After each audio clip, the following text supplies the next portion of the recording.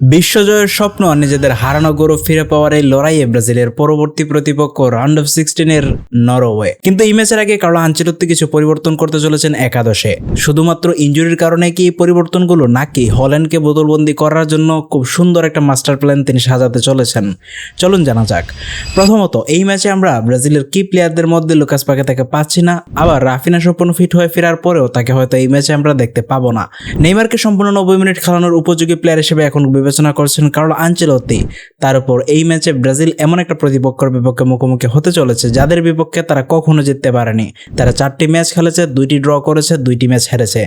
এমনকি বিশ্বকাপের মতো স্টেজেও ব্রাজিল তাদের বিপক্ষে 2-1 গোলে হেরেছে। নরওয়ে দলটাতে খুব ভালো ট্যালেন্ট আছে। আর্লিং হল্যান্ড থেকে শুরু করে মার্টিন ওডেগার্ড কিংবা আছেন সরলতের মতো প্লেয়াররা। তার সাথে এই নরওয়ে দলের নেইমার ক্ষেত্রে অ্যান্তোনিও নুসা তো আছেনই, যিনি নেইমারকে নিজের আইডল মনে করেন। তো এই দলটার মধ্যে ট্যালেন্ট তো আছেই, তাই ব্রাজিলের জন্য রয়েছে একটা বড় চ্যালেঞ্জ। এই ম্যাচে ব্রাজিল তাই তাদের একাদশের সেরা ফর্মটাকে খুঁজে বের করার চেষ্টা করেছে। ব্রাজিলের একাদশের স্টেবিলিটিটা মেনটেন করার চেষ্টা করছেন কার্লো আনচেলত্তি। এই নিয়ে টানা তৃতীয় ম্যাচে তিনি অ্যাটলিস্ট 10 জন প্লেয়ারকে কন্টিনিউ করতে চলেছেন। যে একটা পরিবর্তন হতে চলেছে সেটা লুকাস পাকেতার জায়গায়। ব্রাজিলের একাদশে গোলকিপিং স্টার্ট করতে চলেছেন অ্যালিসন, 4 জন ডিফেন্ডার হতে চলেছেন গ্যাব্রিয়াল, মার্কিনোস, ডগলাস সান্তোস এবং দানিলো। ব্রাজিলের মিডফিল্ডটা হতে চলেছে একটু ডিফারেন্ট, যেখানে আমরা ক্যাসিমিরোর সাথে ব্রুনো গিমারেসকে দেখতে পাবো। থার্ড মিডফিল্ডার হিসেবে এখানে আমরা দানিলো কিংবা গ্যাব্রিয়াল মার্তিনেল্লিকে দেখতে পেতে পারি। আর আক্রমণ ভাগে ব্রাজিলে ভিনিসিয়াস জুনিয়র, ম্যাথিয়াস কুনহা এবং রায়ান, এই 3 জনের যে কম্বিনেশনটা তৈরি হয়ে গিয়েছে সেটাকে কন্টিনিউ করার চেষ্টা করা হবে। কেউ হয়তো ভাবতেও পারেনি মাত্র 19 বছর বয়সী এই রায়ান ব্রাজিলের এই বিশ্বকাপের সবচেয়ে সেরা প্লেয়ারদের একজন হয়ে উঠবে। অপর দিক দিয়ে মিডফিল্ডে জাদু চলাচ্ছেন ব্রুনো গিমারেস। 4টি অ্যাসিস্ট রীতিমধ্যে করে ফেলেছেন। বিশ্বকাপের গোল্ডেন বলের লড়াইয়ে তিনি নিজের নামটাকে খচিত করে ফেলেছেন। এর মধ্যে ব্রাজিলের আছে তুমুল আত্মবিশ্বাস। জাপানের বিপক্ষে এমন একটা ম্যাচ থেকে জয় ছিনিয়ে আনতে পেরেছে কার্লো আনচেলত্তির শিষ্যরা। ব্রাজিলের এই ম্যাচে একমাত্র পরিবর্তনটা হতে চলেছে মিডফিল্ডের লুকাস পাকেতার জায়গায়। এই জায়গায় ব্রাজিল তাদের প্রথম ট্রেনিং সেশনে ইউজ করেছে দানিলো সান্তোসকে, যিনি ব্রাজিলের হয়ে অসামান্য কিছু গোল করেছেন। মিডফিল্ডে এখন পর্যন্ত সবচেয়ে সেরা পারফরমেন্সগুলো দিয়ে এসেছেন। কার্লো আনচেলত্তি তার দ্বিতীয় ট্রেনিং সেশনে এই পজিশনে ইউজ করেছেন গ্যাব্রিয়াল মার্তিনেল্লিকে। ইতিমধ্যে আমরা তাকে 2টি ম্যাচে ওয়ার্ল্ড কাপে এই পজিশনে খেলতে দেখতে পেয়েছি। লাস্ট ম্যাচে তো তিনি গোলও করেছেন। সো এর মধ্যে কাকে তিনি বেছে নেবেন? এই দুজনের মধ্যে যে কোনো একজনকে বেছে নিলে কোনো না কোনো অপরচুনিটি কষ্ট থাকবেই। প্রথমত আমাদের বুঝতে হবে দানিলোকে যদি নেওয়া হয় সুবিধা কি অসুবিধা কি। সুবিধাটা হচ্ছে ব্রাজিলের স্ট্রাকচারটা মেনটেন হবে, নতুন করে আবার টেকনিক সাজাতে হবে না। ব্রাজিলের মিডফিল্ডটা লুকাস পাকেতাকে নিয়ে যে কাজটা করতে পারতো দানিলোকে নিয়ে সে কাজটা করতে পারবে। তাছাড়া ওই প্লেয়ারটি ব্রাজিলের হয়ে রিসেন্টলি খুব ভালো পারফর্ম করেছে, গোলসও করেছে। ব্রাজিলের আক্রমণে হেল্প করতে পারবে, ডিফেন্সের শিল্ড হিসেবে কাজ করতে পারবে। সো হল্যান্ডের যে পাসিং লাইন আছে সেটাকে কাটতে দানিলোকে ইউজ করা যেতেই পারে। গ্যাব্রিয়াল মার্তিনেল্লিকে খেলালে কিন্তু সুবিধা আরো বেশি। গ্যাব্রিয়াল মার্তিনেল্লি বিশ্বকাপের মতো স্টেজগুলোতে, চ্যাম্পিয়ন্স লিগের মতো স্টেজগুলোতে সবসময় পারফর্ম করে এসেছেন। তিনি ম্যাচের মোড় ঘুরিয়ে দিতে পারেন। তাছাড়া লাস্ট ম্যাচে তো তিনি গোলও করেছেন। এছাড়াও গ্যাব্রিয়াল মার্তিনেল্লি খেললে ভিনিসিয়াস জুনিয়র আরও বেশি ফ্রি রোল পেয়ে যান, তার উপর প্রেশারটা অনেক বেশি কমে যায় এবং ব্রাজিলের লেফট সাইডে আরও বেশি আক্রমণাত্মক হয়ে ওঠে। অপর দিক দিয়ে রাইট সাইডে একমাত্র রায়ান এবং ব্রুনো, এই দুজন মিলেই ব্রাজিলের রাইট সাইডকে খুব ভালোভাবে কভার করতে পারছেন। কিন্তু যেহেতু ভিনি লেফট সাইডে খেলছেন, তার উপর কিন্তু সেই ম্যানের প্রেশারটা কমিয়ে নিতে হবে।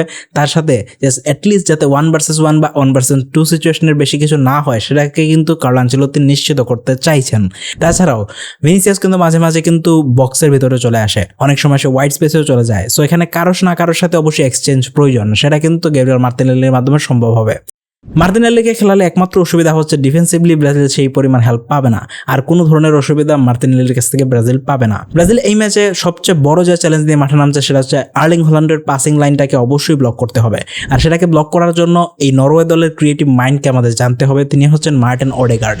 এই প্লেয়ারটা লং বল, থ্রু বল কিংবা কম্বিনেশন প্লে থেকেই আর্লিং হল্যান্ড বল পেয়ে থাকেন। তাই এই প্লেয়ারটার যে পাসিং লাইন আছে সেটাকেই ব্রাজিলকে কাট করতে হবে।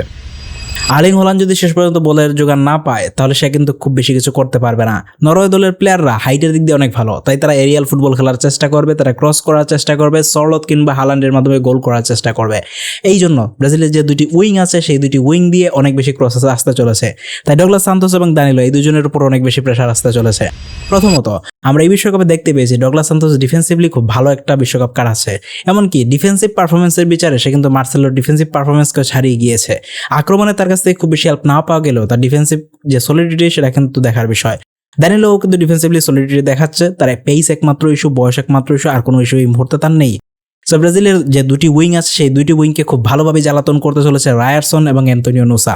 সো এদের পাসিং লাইনটাকে কাটতে হলে ক্যাসেমিরোর ভূমিকা অনেক বড় হয়ে যায়। তিনি কিন্তু ইতিমধ্যে ইয়েলো কার্ডে আছেন, আর এই ইয়েলো কার্ড সিচুয়েশনে তিনি কতটুকু পারফর্ম করতে পারবেন এই নিয়েও কিন্তু যথেষ্ট ডাউট রয়েছে। সো এখানে মিডফিল্ডকে তাই একসাথে তিনজনকে মিলে কাজ করতে হবে। আমার কাছে মনে হয় ব্রাজিল যদি তার ডিফেন্সিভ সেফটিটা মেনটেন করতে চায় তাহলে দানিলো সান্তোসকে শুরু করানো উচিত। তাহলে এই তিনজনের মধ্যে যে কম্বিনেশন এবং স্টাইলটা মেনটেন থাকবে সেটা ব্রাজিলের ডিফেন্সকে হেল্প করতে পারে, এবং সেকেন্ড হাফে গ্যাব্রিয়েল মার্তিনেল্লিকে ইউজ করা বেটার সিচুয়েশন হতে পারে। তাছাড়া আমাদের এই জিনিসটা বুঝতে হবে, নরওয়ে দলটা কিন্তু ফ্রি ফ্লোয়িং ফুটবল খেলে থাকে, তারাও আক্রমণাত্মক ফুটবল খেলতে থাকে। এই জন্য তাদের মিডফিল্ডে অনেক বেশি স্পেস থাকবে, ব্রাজিল তাদের আক্রমণের জন্য যথাযথ স্পেস পাবে। এটা কোনো লো ব্লক নয় কিংবা কোনো মিড ব্লক নয়, যার কারণে স্পেসের অভাব কিন্তু ব্রাজিল বোধ করবে না।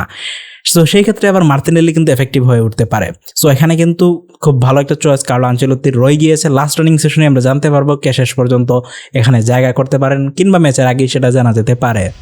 ফুটবলের সবচেয়ে সফল কোচ বিশ্বের সবচেয়ে সেরা ট্রফিটা নিজের করে নিতে চাইবেন, এই জন্য তাকে অনেক কিছুই পরিকল্পনা করতে হতে পারে। বিভিন্ন সিচুয়েশনে বিভিন্ন ধরনের পরিকল্পনা তাকে সাজাতে হতে পারে।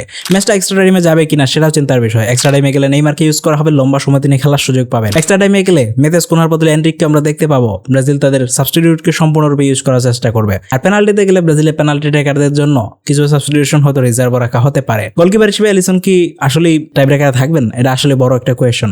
তবে দিন শেষে জিনিসটা আমাদের বুঝতে হবে, নরওয়ে দলটা ভালো, ব্রাজিলের জন্য খুব ভালো একটা চ্যালেঞ্জ অপেক্ষা করছে।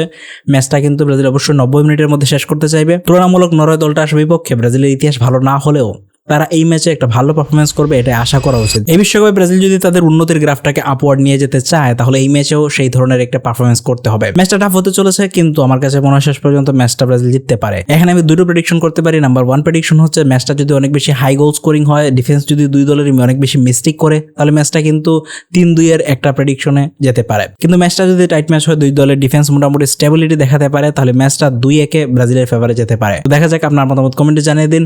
এই ম্যাচটা ব্রাজিল জিততে পারলে পরবর্তী ইংল্যান্ড ম্যাচ একটা ঐতিহাসিক ম্যাচ হতে চলেছে, কিন্তু সেই পর্যন্ত কি ব্রাজিল যেতে পারবে? কমেন্টে জানিয়ে দিন।